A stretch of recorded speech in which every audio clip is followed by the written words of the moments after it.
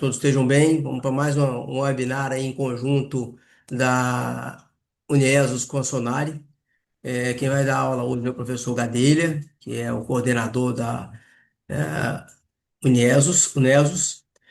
O que o Gadelha vai falar para a gente é dupla de carótidas, as indicações, das indicações ao laudo ecográfico. Estava até conversando com ele agora antes da gente iniciar aqui, se ele coloca todas as informações no laudo, ou se ele faz alguma distinção para quem solicita, né? Ou como vem a solicitação, e aí eu vou deixar com ele agora que ele vai explicar para vocês, para nós todos, tudo que é feito. Gadelha, mais uma vez, valeu, muito obrigado, vamos lá. Começa a aula, turma é toda sua.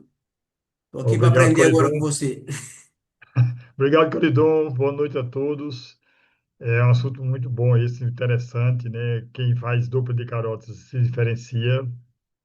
E essa apresentação, vocês vão ver, está bem resumida e bem informativa para aqueles que já fazem se atualizar e para aqueles que não fazem se interessar em começar a fazer esse exame fantástico que é dupla de carotas. Eu vou compartilhar aqui. Então, nossa Webinar US, né? Uma parceria Sonari, do meu amigo Coridon e Unesos. E hoje nosso tema é dupla de carótidas das indicações ao laudo ecográfico.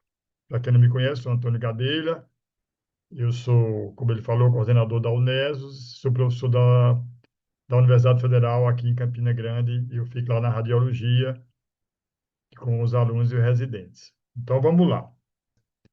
Então, vejam que a doença carotídea, 90% dela é aterosclerótica e apenas 10% é não aterosclerótica. Então, ele já diz que a maioria das requisições que a gente recebe para fazer o exame é para avaliar a aterosclerose, presença de placa do sistema carotídeo. Desses 10% de doença não aterosclerótica, que já é um percentual pequeno, 90% são quíquins. Então, resumindo, a maioria dos exames que a gente vai fazer em carotas é para visibilizar ateromatose, placa carotídea e quíquins. Mas existem outras alterações nas carótidas, displasias fibromusculares, compressões extrínsecas, oclusões traumáticas, arterites, pitacaiaço, dissecção da íntima, aneurisma de carótidas e radiação do pescoço. São outras alterações que a gente pode encontrar no exame solicitado, mas a maioria vai ser basicamente placa carotídea e quíquin. Os quinquins, eles são acotovelamentos em forma de Z, que podem ter origem adquirida ou congênita. Aqui vocês estão vendo, ó, um quinquim que foi detectado numa carótida interna, e eles podem ser, ó, forma adquirida ou forma congênita que a paciente desenvolveu por um componente genético ou adquirido uma hipertensão, onde vão aparecer esses quinquins. Pela classificação de METS, os quinques eles podem ser divididos em tipo 1, 2 e 3. O kink tipo 1 é aquele que faz uma angulação de 60 a 90 graus. O 2 é 30 a 60 graus. E o tipo 3, quando a angulação é abaixo de 30 graus. O kink é uma dobra da carótida interna diferente de 90 graus. Tá, mas como é que eu vou fazer essa angulação? O próprio aparelho, ele tem os cálipes que, de mesma forma que tem os cálipes de medir, de medições, também tem o cálipe de a gente realizar essas angulações. Os kinks também podem ser classificados como anatômicos e hemodinâmicos. O kink anatômico é aquele que existe aqui, a curvatura em forma de Z, mas não existe uma alteração importante de velocidade. Não existe uma estenose significativa que possa levar a um comprometimento do fluxo sanguíneo no sistema carotídeo. E o kick hemodinâmico é aquele que existe o kick, mas existe um aumento de velocidade mostrando que aí há uma estenose acima de 50%, uma estenose significativa. Então, aqui mostrando um kink hemodinâmico, quando a gente tem uma pico de velocidade sistólica de 259,6 centímetros por segundo, isso caracteriza que a paciente tem um kink e já tem um comprometimento hemodinâmico do fluxo sanguíneo para o cérebro. Em relação à aterosclerose carotídea, ela é realmente a principal indicação. Quem faz esse exame sabe que a maioria das solicitações são para avaliar a carótida. Então, aqui vocês veem uma carótida, e aqui você vê o Doppler, e aqui embaixo, ó, uma área hipoecóica, que é uma placa carotídea. A aterosclerose carotídea é uma doença que evolui de forma benigna e a sintomatologia é lenta. A embolização é o evento mais importante, que vão levar aos AVCs, e a gente sempre tem que relatar as características da placa, porque, a depender da característica da placa, é que vai ter um aumento maior do risco de ter essa embolização ou um risco menor. Foi exatamente o que o Plaque Hards, uma atualização recente, que a gente vai mostrar no final, trouxe a valorização maior ainda da característica da placa carotídea. A aterosclerose carotídea acontece mais frequentemente na bifurcação carotídea, lá no bulbo carotídeo, porque, devido à forma geométrica do bulbo, existe ali um tipo de velocidade de fluxo sanguíneo que provoca um estresse na parede arterial e isso estimula a formação de placa. Então, a maioria dos casos, você não vê placa em outro local da carótida, mas no bulbo ela vai estar presente. O principal objetivo é encontrar a doença no paciente assintomático, porque, como é uma doença silenciosa, ela não provoca sintomas, o paciente pode ter doença, pode ter um AVC e não sabia nem que tinha uma placa na carótida, e ela, então, portanto, que a gente tem nosso objetivo de encontrar essa doença no paciente assintomático. Em quem a gente vai pesquisar, então, a aterosclerose carotídea? Paciente acima de 50 anos, que tem obesidade e o sedentarismo, hipertensão arterial sistêmica, diabetes mellitus, doença coronariana, tabagismo e hiperlipidemia. Então, esses pacientes, eles são candidatos a fazer um exame de Doppler de carótidas. Não porque ele tem sintomas, mas porque eles precisam saber se ele já tem uma placa carotídea e essa placa é silenciosa. Vejam que a ateroscarotídea, ela não é pouco frequente. Esse é o trabalho do Procópio, o doutorado dele, que ele mostrou que a ateroscarotídea está presente em 52% dos pacientes, e especialmente intimal, 30,2%. Então, não existe um hábito rotineiro de fazer Doppler de carótidas como se faz um abdômen total, mas ele é extremamente importante a solicitação e a realização desse exame nesses pacientes que eu citei, que são pacientes de risco. Em relação à técnica de exame, existem duas posições para fazer esse exame. Essa posição 1, que é a mesma posição do Doppler de tireoide, o exame de tireoide, e a posição 2. Eu prefiro a posição 2, primeiro, porque permite que a paciente veja o exame, quando a gente vai avaliar o sistema carotídeo direito, porque existe uma melhor mobilidade do transdutor e porque não existe um contato do médico com a paciente que existe nessa posição 1, onde o médico muitas vezes tem que apoiar o braço na paciente para conseguir as imagens do sistema carotídeo. Então, na minha rotina, eu uso a posição 2. Transdutores utilizados. Vamos iniciar sempre com o transdutor linear. Mas, muitas vezes, a gente precisa usar o transvaginal e até, às vezes, o convexo naquelas pacientes que existe uma dificuldade maior de adquirir os vasos do sistema carotídeo. Como é que começamos os exames? Vamos começar o posicionamento do transdutor pelo acesso anterior, posterior ou no esternocleido mastoideu. Então, dependendo da anatomia da paciente, a visibilização está melhor posterior ao esternocleidomastoideu, no esternocleidomastoideu ou anterior. Então, eu sempre começo o exame posicionando o transdutor posterior ao esternocleidomastoideu, e se eu não consigo aqui um sucesso, aí eu vou para colocar o transdutor em cima do músculo esternocleidomastoideu ou anterior ao músculo esternocleidomastoideu. Então, o exame começa com a medida do complexo médio-timal. Posicionamento do transdutor, eu palpo aqui o esternocleidomastoideu, desço com o transdutor de forma retilínea e eu obtenho aqui, esse aqui é o complexo médio-timal, aqui eu estou na carótida comum e aqui mostrando que eu estou aqui na bifurcação no bulbo carotídeo.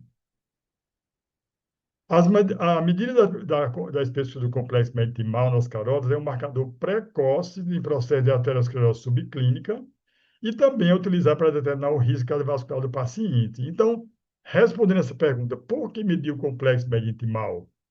Caridon acabou de falar que os cardiologistas gostam muito. Então, os vasculares, às vezes, dizem, se tem placa, não precisa medir o complexo mesenquimal. Só que os cardiologistas, eles classificam o paciente de risco ou não quando existe um complexo mesenquimal espessado. Então, eu termino colocando de rotina a medida do complexo mesenquimal dos meus laudos de dupla de carótidas. Complexo mesenquimal espessado é marcador para evolução e predição de acidentes sistêmicos futuros, sejam cerebrais, cardíacos e periféricos.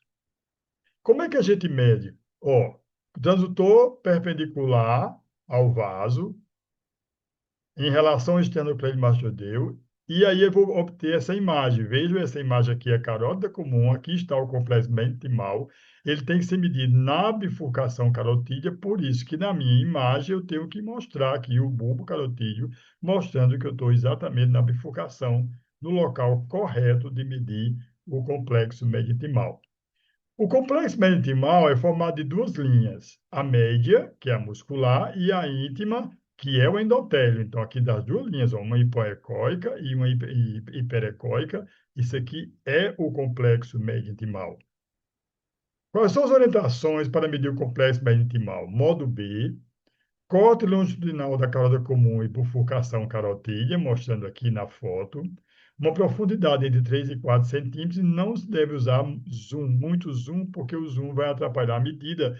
Inclusive, algumas máquinas de ultrassom, quando você usa um zoom exagerado, ela não faz a medida automática do complexo mesenquimal.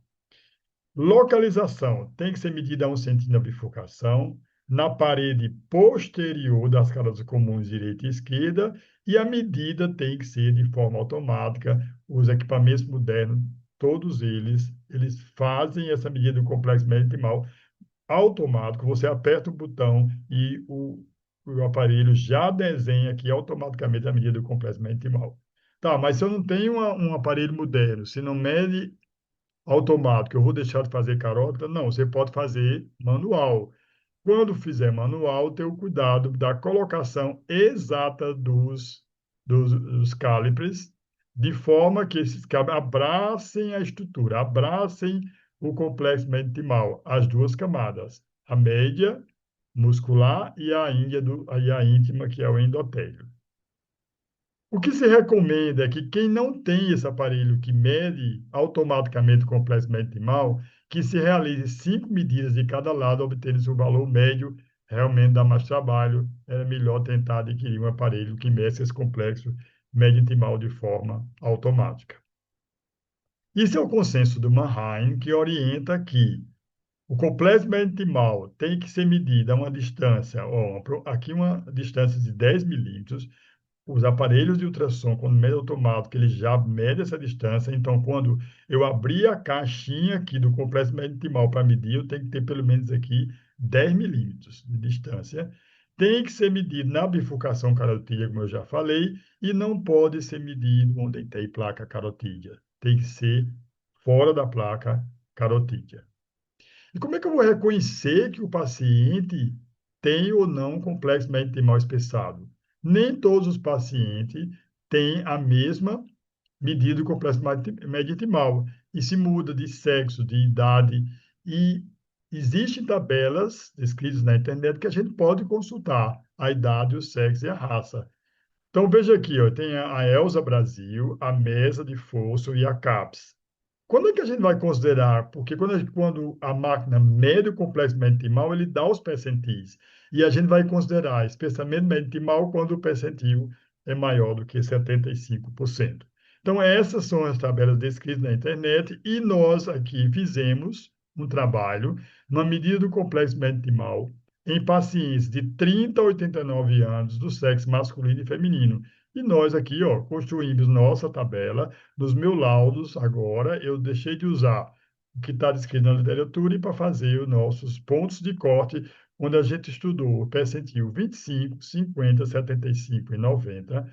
Na idade de 30 a 89 anos, a cada 10 anos, ó, 30 a 39, 40 a 49, 50 a 59, 60 a 69, 70 a 79 e 80 a 89 anos, nós pegamos uma idade importante da realização do exame de carótidas e temos aqui o percentil 75. Todos, sempre que medimos, nós vamos conferir aqui a medida em relação à idade do paciente, tanto no sexo masculino como no sexo feminino. Um dado interessante é que eu tenho que saber quando é que eu vou considerar complexo médio intimal espessado ou placa carotídea. Se o espessamento que você está medindo está acima de 1,5 milímetros, eu não considero mais isso complexo médio intimal espessado e vou denominar esse espessamento aqui da parede como uma placa carotídea. Depois de medir o complexo médico-timal, eu passo a pesquisar placas no modo B, realizo o Doppler colorido do sistema, todo o sistema carotídeo e depois o Doppler espectral, onde eu vou ter os espectrogramas que vão me dar o estudo das velocidades da carótida comum, da carótida externa, da carótida interna e das vertebrais. Então, a rotina sempre é essa, modo B, duplo colorido e duplo espectral. No final, eu utilizo o transdutor endovaginal, coloco esse transdutor na fúrcula da paciente e eu vou visibilizar à direita aqui, ó, o tronco braquicefálico e a bifurcação em carótida comum e subclávia direita, e à esquerda a carótida comum e a subclávia saem diretamente do arco aórtico. Por que eu faço isso? Porque muitas vezes todo o sistema carotídeo está normal, não tem placa na carótida comum, não tem placa na carótida interna, não tem placa na vertebral, não tem placa na carótida externa, mas lá na bifurcação aqui, ó, tronco braquicefálico, aqui na emergência da subclávia, você tem uma plaquinha e isso muda totalmente o risco dessa paciente. Um laudo que ia sair como normal, ele sai com uma placa na emergência da subclávia, nessa aquisição do transdutor endovaginal, e isso reclassifica o risco da paciente. Importante avaliar a característica da placa. Foi isso que o Blake Hatch fez. Ele valorizou a característica da placa, um dado que já se falava muito antes, já se faz muito tempo que se fala antes, que a gente não tem que avaliar só o grau de estenose que a placa produz, mas a característica da placa carotídea. Então, a característica da placa carotídea é extremamente importante. Então, vocês estão vendo aqui uma carota, estão vendo aqui uma placa carotídea, e estão vendo que essa placa tem um fluxo dentro dela, mostrando que ela tem uma úlcera. Então, em relação às placas de ateroma, elas podem ser classificadas em relação à ecogenicidade, ecotextura, morfologia, localização e extensão. Primeiro, ecogenicidade. Uma placa pode ser hipoecogênica, ecogênica sem sombra acústica posterior, ou uma placa ecogênica com sombra acústica posterior, que é uma placa calcificada. A placa hipoecogênica é lipídica, veja como ela é hipoecóica. Essas são as placas de maiores risco para embolização, muito mais do que uma placa fibrolipídica ou de uma placa calcificada. Estou aqui mostrando a placa hipoecogênica, lipídica, uma placa com risco de embolização. A placa fibrolipídica é uma placa que é ecogênica, mas não tem sombra acústica posterior. E a placa calcificada é a placa que é ecogênica, que tem uma sombra acústica posterior. Essa placa é a placa de menor risco para imobilização, apesar da paciente ficar muitas vezes assombrada quando diga, não, é uma placa calcificada, eu já termino explicando para ela, não, a calcificada é que tem menor risco para embolização. Em relação à ecotextura, a placa pode ser homogênea, é uma placa uniforme, sem mistura de ecos, veja aqui uma placa totalmente hipoecóica, e heterogênea, são placas com misturas de ecos, altos, médios e baixos. Então, aqui eu tenho duas placas, uma placa que me dá sombra acústica posterior, essa é uma placa calcificada, e uma placa ecogênica que não há sombra acústica posterior, que é uma placa fibrolipídica. É um setor que tem placas de forma heterogênea. Sobre a morfologia, a superfície da placa podem ser denominadas de regular, irregular ou ter úlceras. Isso é de grande importância, porque as placas irregulares e as placas com úlcera têm uma tendência maior à embolização. E foi considerado pelo DIC, isso é um trabalho publicado, que uma placa regular, quando existe uma irregularidade, mas essa irregularidade é inferior a 0,4 milímetros de profundidade. A superfície irregular, quando a irregularidade da placa tem 0,4 centímetros de profundidade a 2 milímetros.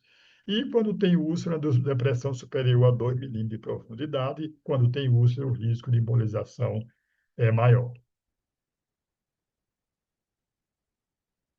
Oh, um minutinho. Bom, então o problema da detecção da placa ulcerada é a sensibilidade e especificidade. É difícil na ultrassonografia Doppler, muitas vezes, a gente determinar se aquela placa tem uma úlcera ou não.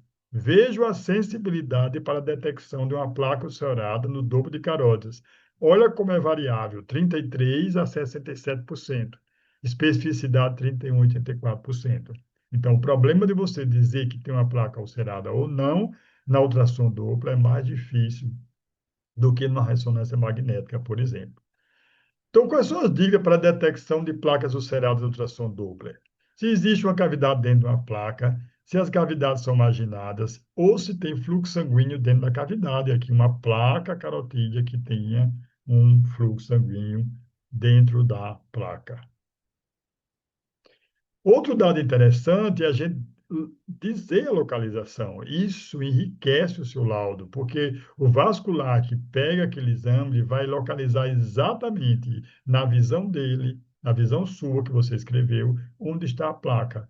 Se a placa está na carótida comum proximal distal, se está na carótida interna, se na carótida interna no bulbo, se é no terço proximal médio distal, na carótida externa, se está no terço proximal médio distal, e se tem placa do tronco braquicefálico e artéria subclávia. Outro dado interessante, se quer enriquecer seu laudo, é colocar detalhes da placa. Por exemplo, a placa estende desde 10 milímetros da carótida comum distal até toda a extensão do bulbo carotídeo. Você desenha para o vascular uma leitura, a visibilização da placa do paciente. A gravidade da placa está relacionado ao grau de estenose. Por isso que depois que a gente medir o complexo mesenquimal, verificar se tem placa carotídea, determinar a característica da placa, determinar a localização da placa, nós vamos fazer a quantificação da estenose que essa placa ocasiona no sistema carotídeo. E essa estenose, ela começa quando a placa mede acima de 1,5 milímetros, que, como eu falei, abaixo de 1,5 milímetros não é placa carotídea, é espessamento mesenquimal. Mas o espessamento da carótida acima de 1,5 milímetros, eu vou chamar isso de placa carotídea, e a partir daí eu vou ter que classificar o grau de estenose. Então, a quantificação da estenose pode ser feita pelo critério anatômico, onde eu não vou usar Doppler, ou pelos estudos das velocidades, onde eu vou usar o Doppler para quantificar esse grau de estenose. Quando eu não uso o Doppler, eu quantifico as estenoses não significativas pelo modo B. São aquelas estenoses abaixo de 50%. E quando eu estudo a velocidade, eu quantifico as estenoses significativas pelo valor do pico de velocidade sistólica pelo Doppler. Então, no critério anatômico, existe dois métodos para você quantificar essa estenose. É o método de Nassett e o método do estudo europeu.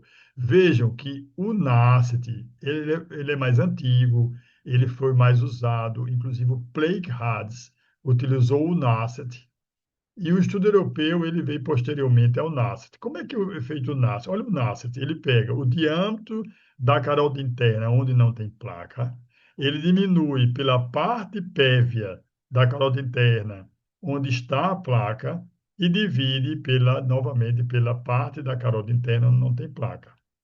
E o estudo europeu, ele localiza o local que tem placa, mede todo o diâmetro, incluindo a placa, diminui pela parte pévia existente no local da placa e divide novamente por todo o diâmetro onde está a placa. Isso é o estudo europeu. Eu acho esse estudo europeu ele mais prático, mas muito mais fácil de ser feito. Mas o NACET é mais antigo e o Blake Haas utilizou o NACET. Esse trabalho aqui, ó, é um trabalho do ano 2000, que ele mostrou, inclusive, uma acurácia melhor do estudo europeu em relação ao NACET, mas os dois métodos podem ser utilizados. A quantificação da estenose significativa é feita pelo critério hemodinâmico. Como eu falei, uma estenose significativa é aquela cuja estenose é acima de 50%. Então, se for abaixo de 50%, eu vou quantificar isso pelo modo B. Se for acima de 50%, eu vou quantificar isso pelo Doppler, pelos valores do pico de velocidade sistólica. Então, esse trabalho, que foi a Sociedade de Radiologia Americana que publicou, ela publicou em 2013, ele veio, foi um consenso que passou-se a utilizar em todos os locais que fazia exame de dupla de carótida, porque não existia um consenso. Cada serviço usava os seus picos de velocidade sistólica. Então, o que foi que esse consenso descreveu? Ele classificou o grau de estenose por meio do pico de velocidade sistólica na carótida interna, determinando se o percentual da placa, uma relação do pico de velocidade sistólica da carótida interna em relação à carótida comum e a velocidade sistólica diastólica na carótida interna. Então, o pico de velocidade sistólica da carótida interna, essa relação pico de velocidade sistólica, carótida interna comum, que se chamou de índices sistólicos, e a velocidade diastólica final da carótida interna onde está a placa. A partir daí, passou-se a determinar qual seria o grau de estenose. Então, veja bem, os pacientes eram classificados de pacientes normais, eles não tinham placa, nenhuma placa, o pico de velocidade sistólica na carótida interna abaixo de 125. Tá? Então, esse era um indivíduo normal. Tá, mas o paciente tinha uma placa, e essa placa, ela era uma estenose abaixo de 50%. Nesse caso, eu também tinha um pico de velocidade sistólica abaixo de 125, igual ao paciente normal. Só que nessa situação, eu ia quantificar esse grau de estenose pelo módulo B e não pelo Doppler. Mas o paciente agora tem uma estenose significativa, uma estenose de 50% a 69%. Então, aí eu teria que ter um pico de velocidade sistólica próximo à placa carotídea de 125 a 230 centímetros por segundo. Isso corresponde a uma estenose maior ou igual a 50%, estenose significativa, uma relação da velocidade da carótida interna com a carótida comum de 2 a 4 e uma velocidade diastólica final de 40 a 100. E naqueles casos mais graves, uma paciente que tinha uma estenose maior ou igual a 70%, o consenso considerou o ponto de corte aí maior do que 230. Estenose maior ou igual a 70, índice sistólico maior do que 4 e uma velocidade diastólica final na carótida interna maior do que 100. Esse foi o ponto do trabalho, alguns pontos do trabalho do consenso que foi criticado, uma boa crítica, né, que foi a Burrama, em 2011, que relatou que entre 50% e 69% ele encontrou um, um ponto de corte diferente do consenso, que o consenso usava 125 a 230 para estenose 50% a 69%, e ele encontrou 140 a 230. Então, muitos serviços na estenose 50% a 69% passou a usar o ponto de corte mínimo de 140 e não mais 125, como era no consenso da Sociedade de Radiologia Americana. Tá, aí recentemente surge o quê? O Plaque Hadds. O Plaque Hadds veio surgir, a atualização, tudo, agora tudo de mais moderno, que a gente vai ter que se habituar a usar. Por quê, gente? Porque o Hadds está em tudo. Está no Langerhans, que é o pulmão, está no Hertz, que é o ovário, está no Bihertz, que é na mama, está no Pihertz, que é na próstata, está no Lihertz, que é no fígado, Está no CAD HADS, que é a artéria coronária, e agora também o plaque HADS, que está na carótida. Quais são as vantagens de se usar um plaque HADS? Olha, torna os critérios de terminologia e avaliação do paciente homogêneos nas diversas instituições, servindo de referência para a prática clínica diária. Então, é como se você deixasse todo mundo falando a mesma coisa, escrevendo a mesma coisa. Seria um consenso mais aprimorado, onde todos se usarem o plaque HADS, como a gente usa o BIHADS, como a gente usa o TIHADS, a gente vai ter uma padronização do nosso laudo. Facilita pesquisas científicas, já que traz a homogeneidade na terminologia. Permite a avaliação da morfologia e composição da placa, além do grau de estenose.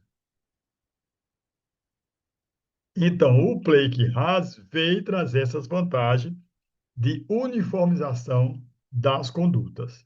Então, o Plaque HADS, a pontuação não se destina a substituir a medição da estenose, mas integrar cineticamente a ela. Por quê?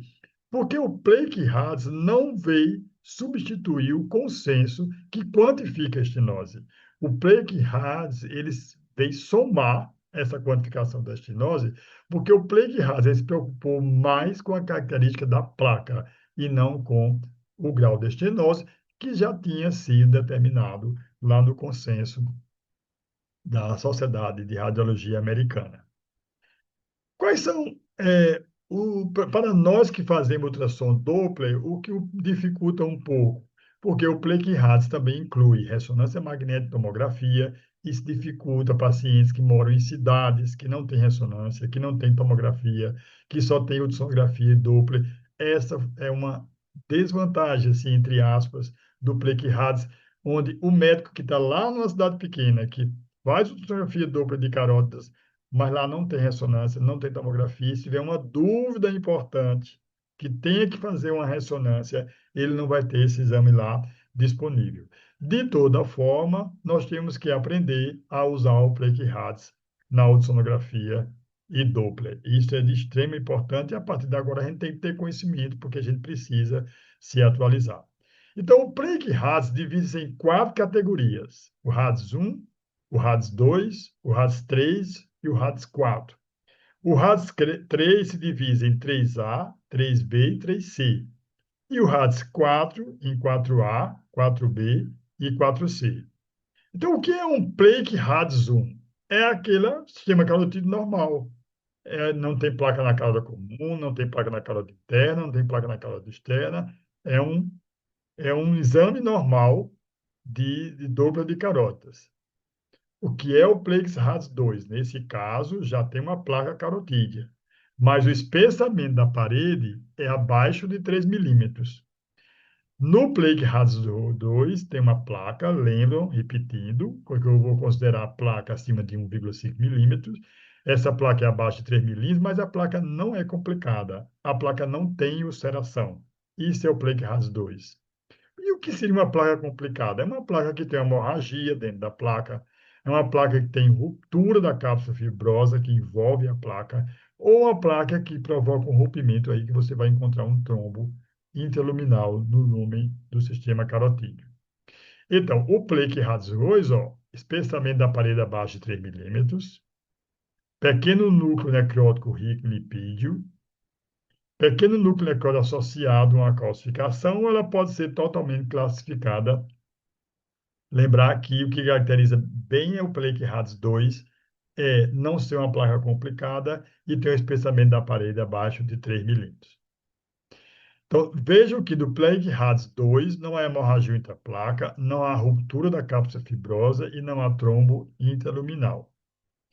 Já o Plaque Radix 3, há uma placa carotídea e ela não é mais abaixo de 3 milímetros.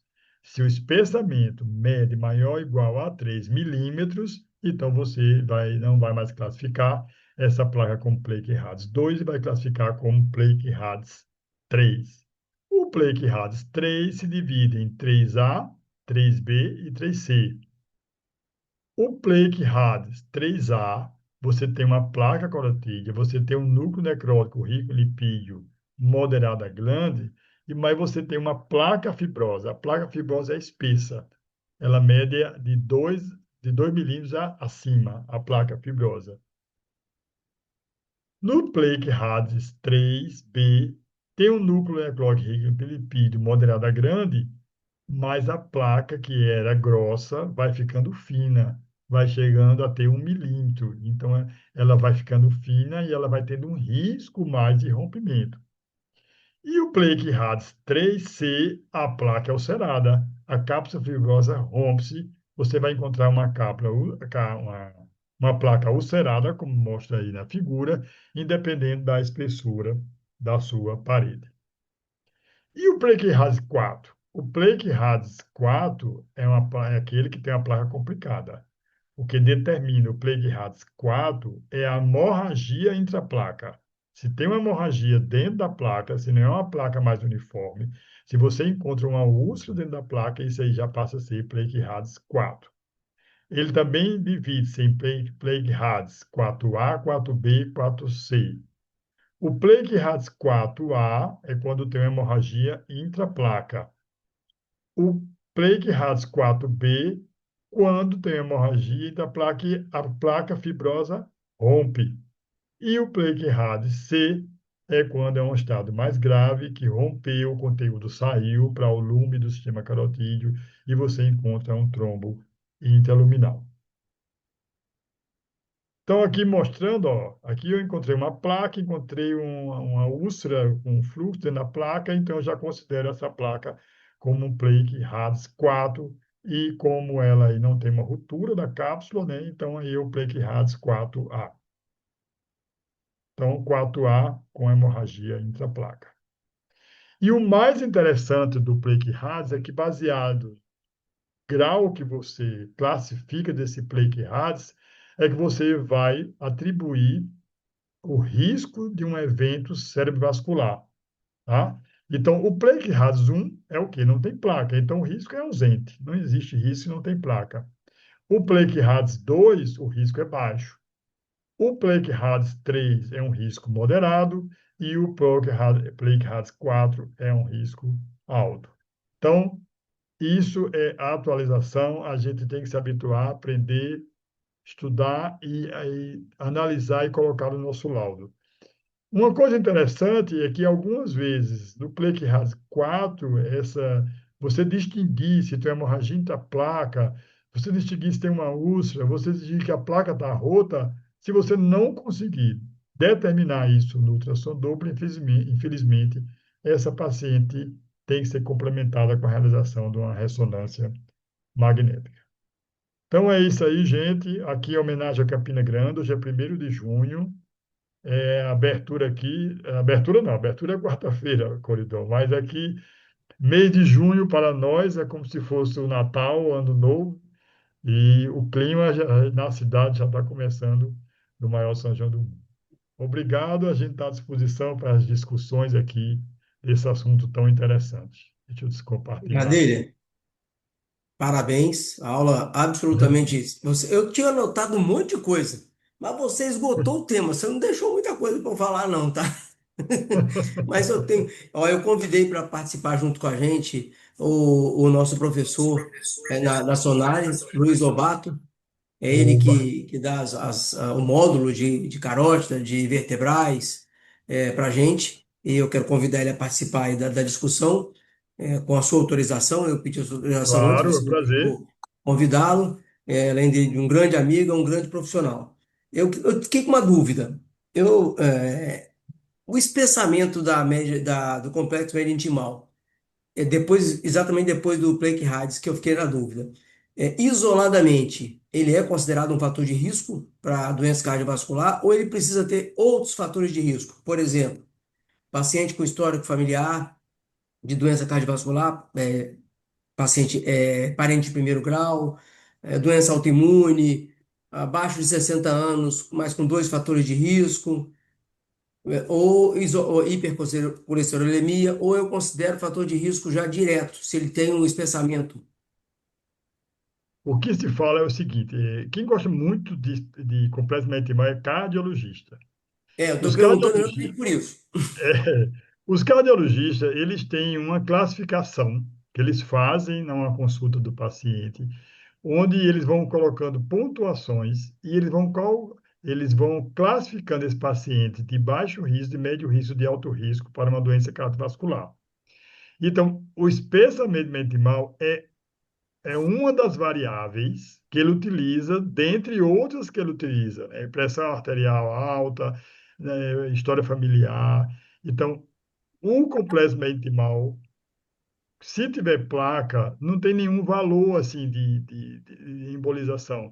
Mas o que acontecia quando tinha placa, eu não colocava a medida do complexo intimal, os cardiologistas me pediam. O vascular não pedia, os cardiologistas não me pediam. Então eu passei a colocar em todos os meus laudos a medida do complexo intimal, porque eles mostraram para mim os trabalhos dizendo que funciona como uma variável importante na soma das variáveis que eles usam para classificar o risco.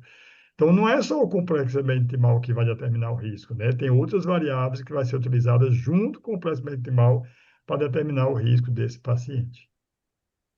Outra dúvida que eu trago de vez é alguns exames de cardiologistas. Eles gostam de pontuar grau de estenose quando eles fazem o exame. Eles botam o grau de estenose, e se existe, eles não botam abaixo de 50, acima de 50, eles botam 10, 20, 30. A gente deve Ah, colocar isso no laudo ou deixa para os cardiologistas? Ou a não. gente só pontua abaixo de 50 ou acima de 50? A gente deve colocar isso no laudo. Só que eu tenho um cuidado, Coridão, porque é o seguinte: você sabe que medida e ultrassom, ele tem uma variabilidade de até 10%. Então, Uhum. até a intraobservador, se a gente faz uma medida agora, se a gente repete a medida, ela não é a mesma.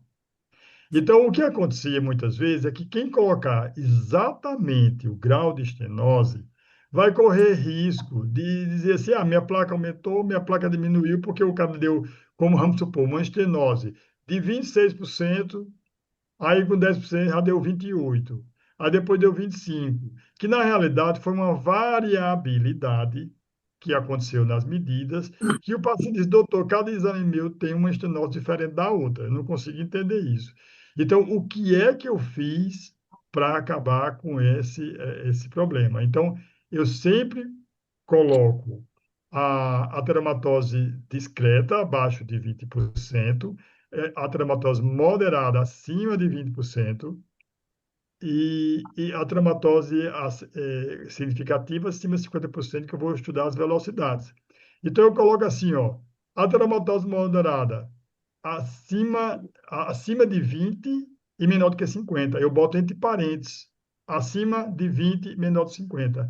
Porque daí tá de 20 a 50, 21 É. até 50. Eu não corro o risco de dizer que num lá eu tinha 25, no outro tinha 28, no outro tinha 30, no outro, porque tudo vai ser na moderada. Uhum. 35, nem 45. Então eu boto essa faixa, tá? A traumatose Entendi. discreta abaixo de 20%. E a estenose acentuada, aí eu entro lá no consenso, né? Que ele fala maior ou igual a 70%, né? E tudo que eu falei ali da tabela do consenso. É assim que eu uso. Eu não uso exatamente a estenose, o valor exato, 25,5, 26, 27, 28, por esses problemas. A variabilidade Entendi. de vidas. Uma outra dúvida, como a gente está com muito aluno aqui, aí vou até puxar o Lobato aí para a conversa.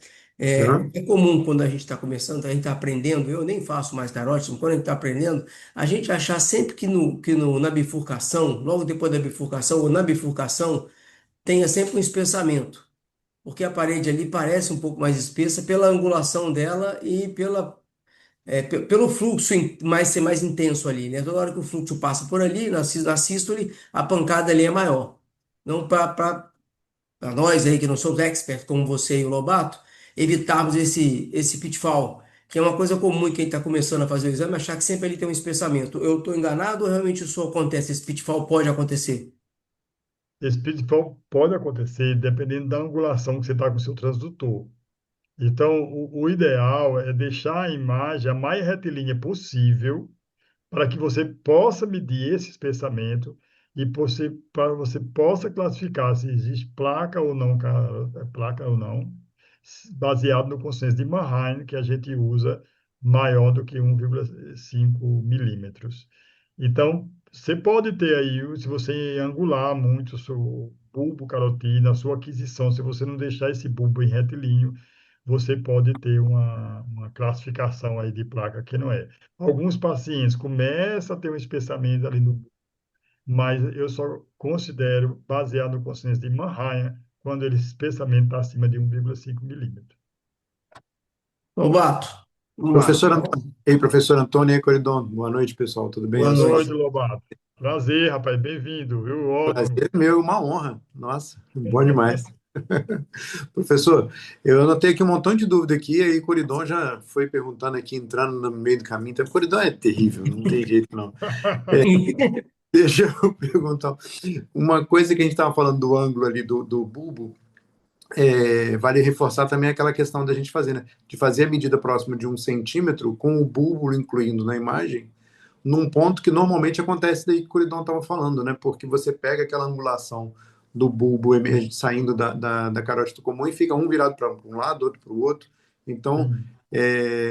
a gente outro dia estava até falando, o Coridon, né? O exame é um exame dinâmico, o ultrassom. Então, você tem que usar as articulações dos dedos ali direitinho para você posicionar o probo de forma adequada, né? Tinha um Senão professor vai meu que dar falava erro. que Deus te deu Senão, articulações, use-as, né? senão vai dar erro, viu, Senão vai dar Lobato? erro.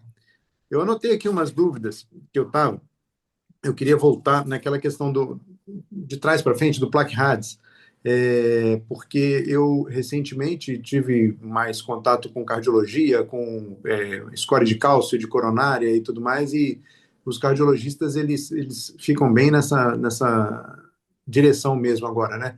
Do estudo da parede da artéria como um todo, e que eu acho que seria a transposição que a gente está começando a fazer agora na ultrassonografia com relação ao estudo da placa, né? De pensar de uma forma dinâmica e num contexto como um todo, né? E não isoladamente só num pedacinho da placa ali e tal. O senhor acha que a gente vai conseguir manter a ultrassonografia como o exame de escolha ainda no estudo inicial da placa? Ou a gente vai acabar sendo superado por ressonância, por tomografia, por causa de estudo dessas placas, só menos as placas ateroscleróticas? Eu acho que nossa ultrassonografia dupla não vai ser substituída. É um exame de um custo mais baixo, é Sim, um exame de mais fácil acesso. Como eu falei, pacientes de cidade pequena não vai ter acesso à ressonância isso. e a gente não vai ser substituído. E eu acho também que o dobro de caroço numa mão experiente vai evitar muito as solicitações de ressonância. Ressonância é um exame caro, é um exame Cara, dispendioso, não está acessível a todos os pacientes do nosso país. Então, se a gente aprende bem a fazer a dupla de caroço, nós vamos evitar a realização de ressonância. E a ressonância ela vai entrar mais naqueles casos que eu falei de placas complicadas, mais no Plaque Hards 4, né? Onde as placas são mais complicadas e mais difícil ser determinadas úlceras, rupturas de cápsula fibrosa na ultrassonografia e Doppler.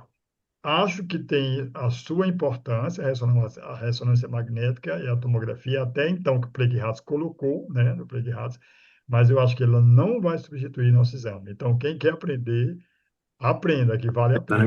pena. Isso mesmo. Joia. Uma outra coisa que eu ia perguntar para o senhor aqui, que eu pensei, é a questão de ordem prática do agendamento. Quando vocês fazem o agendamento, aí vocês colocam carótidas, dá preferência marcar vários pacientes com carótida ou vai misturando na agenda? No meu dia a dia, eu misturo tudo. Mistura tudo, Eu né? tenho um curso, né? Claro, no curso, Sim, sim, isso. a gente é só vascular, só carota, porque é o módulo de carota, é só carota, Sim, módulo venoso, é só venoso, módulo arterial, só arterial. Mas na isso. clínica eu toco tudo, assim. Vem um abdômen, daqui a pouco vem uma carota, daqui a pouco vem um arterial, daqui a pouco vem um venoso. E aí vai tireoide, vai tocando tudo.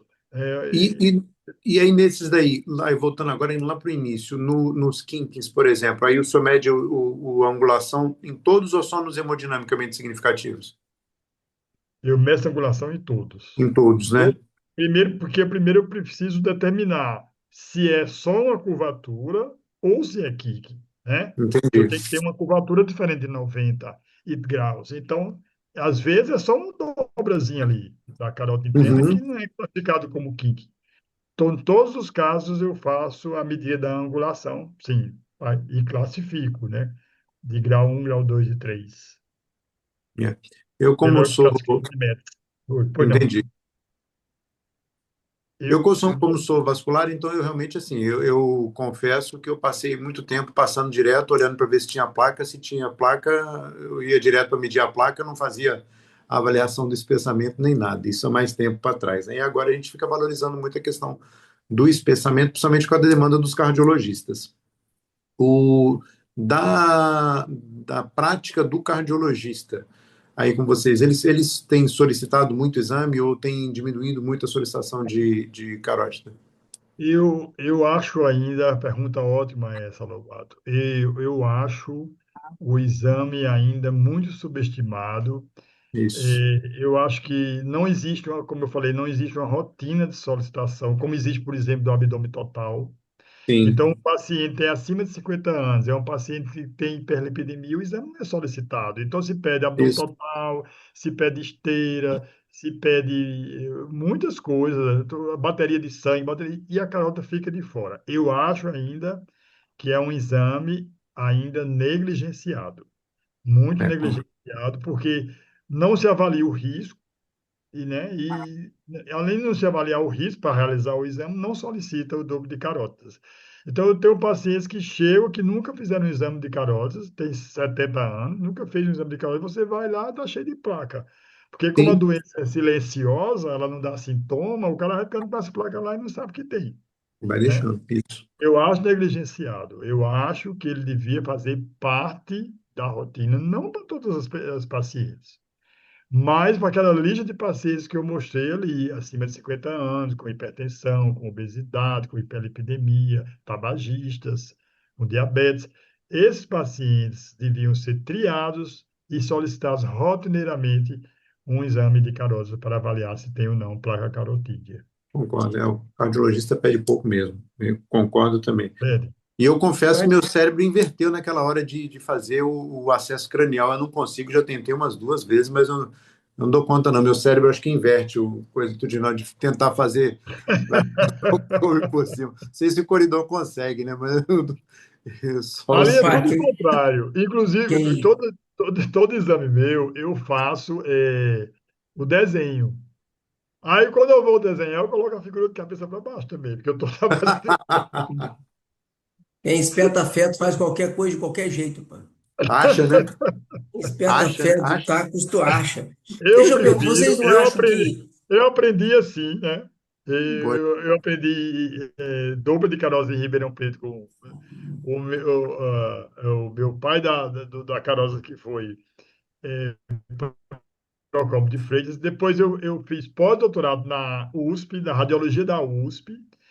E o meu pós-doutorado, eu era dupla transcraniana.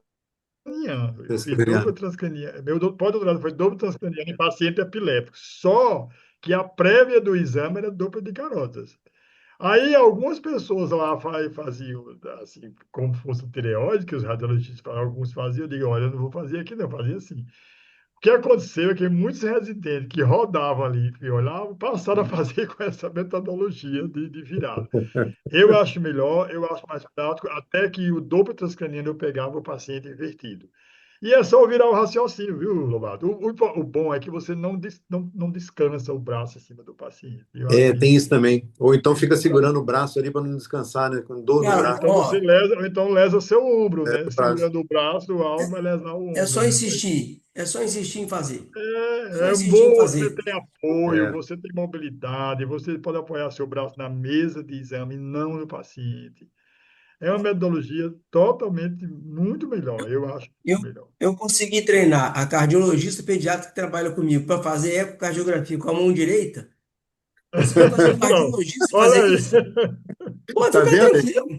É só insistir, cara. É só insistir que você faz. Agora, Vamos lá. falando em cardiologista, vocês não acham que esse exame de carótida está ficando muito no consultório do cardiologista, por isso que tem ido pouco para as clínicas radiológicas e para o cirurgião vascular? Eu acho que os Cardiologia. cardiologistas estão abocanhando isso, não? Porque tem muito já com ecógrafo no consultório. E Mas alguns não no consultório, no consultório. consultório, mas com uma agenda separada. Ah, sim, sim, Pode até ser. mas ele acaba incluindo na consulta, às vezes para valorizar a consulta, cobra. O cardiologista pode cobrar um monte de coisa que nós, ultrassonografistas e radiologistas, não podemos cobrar. A consulta deles é desse tamanho, né? Cardiologista, ele é quem pede mais hoje em dia. Eu recebo mais de cardiologista, até porque os vasculares hoje eles fizeram clínicas que colocaram a pessoa para fazer o exame ali, né? E, Uhum. chega também para mim dos vasculares, mas a maior parte é dos cardiologistas, principalmente nessas triagens desses pacientes, né? É um exame de suma importância, gente, porque quando tem a placa carotídea, que ele começa com a medicação, a tendência é ter uma estabilidade dessa placa. E se não faz nada, a placa vai evoluindo. Se ela não calcificar tanto, ela vai evoluindo, né? É Vai muito evoluindo. risco, é um exame de grande importância.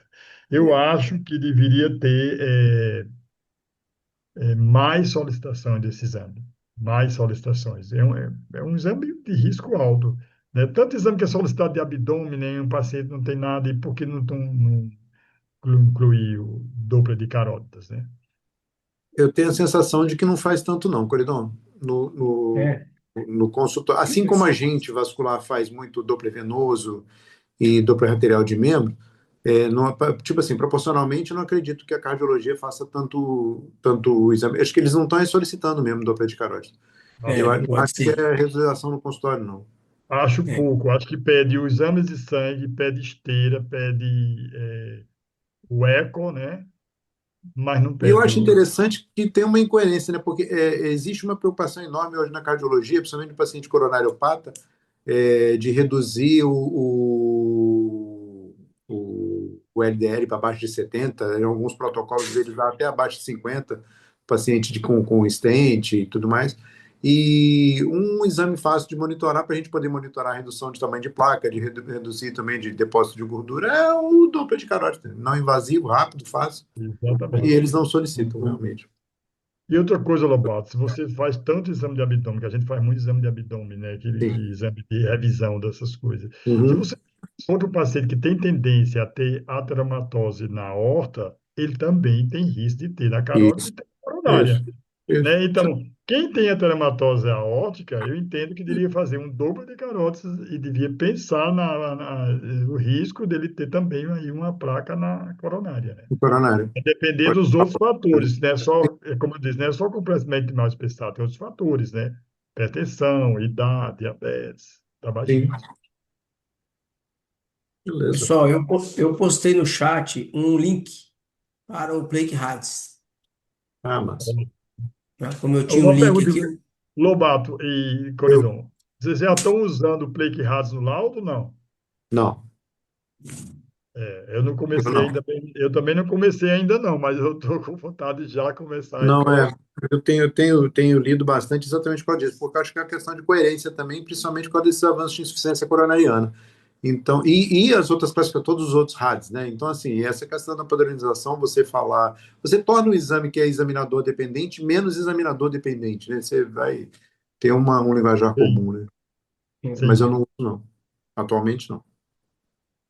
ótimo. o Plague Rádio eu acho mais palatável de usar no Brasil, que, por exemplo, o RADS. Eu uso o RADS, obviamente, para poder classificar, mas colocar o grau de risco do RADS, É, por exemplo, eu acho muito complicado no Brasil. Embora também. eu use o RADS, o que eu faço é o RADS. Eu sigo as orientações do RADS, mas eu tenho muito receio em botar lá o grau de risco Sim. mais de E, 50%. Você botou isso no Brasil, a paciente tem certeza que ela tem câncer, que ela vai morrer na semana seguinte. E e começa a eu acho que, desestabilizar e tudo mais, né? opa, desculpa. Eu acho, Coridon, que do mesmo forma o Plague Hats, eu acho que não se deve colocar o grau de risco. Se a gente começar É, a usar Plague Hats 1, Plague Hats 2, isso, Plague tá. Hats 3, 4, Uhum. acabou. E Acabou não isso aí. devia, não falando, Isso. acho Doutor que é Antônio, isso. aquela hora que a gente estava falando da quantificação da estenose, aí o senhor estratifica lá na descrição do laudo e depois na conclusão, ou tipo assim, põe lá na estratificação, entre 20 e 30, sei lá, a placa. e depois lá na conclusão, a teromatose hemodinamicamente não significativa. Como eu faço? Eu lá na descrição, como eu tenho que relatar a característica da placa, característica da placa, a gente sempre falou, eu tenho um trabalho que eu não coloquei aqui na aula, que eu fiz um trabalho aqui na universidade mostrando a característica da placa, tentando identificar com zoom se a placa tinha irregularidade, se não tinha, se tinha osso, se não tinha. E eu fiz um trabalho mostrando o percentual de placas complicadas que tem nos pacientes.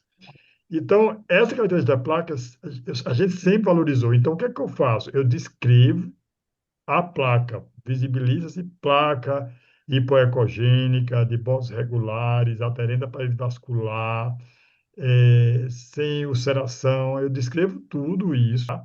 É, descrevo a localização da placa, às vezes eu mostro, se precisa mostrar detalhes, digo o texto que está, detalhes se ela começa na cauda comum, vai para o bulbo carotídeo, eu também descrevo que se inicia a tantos centímetros do bulbo e se estende até o bulbo carotídeo.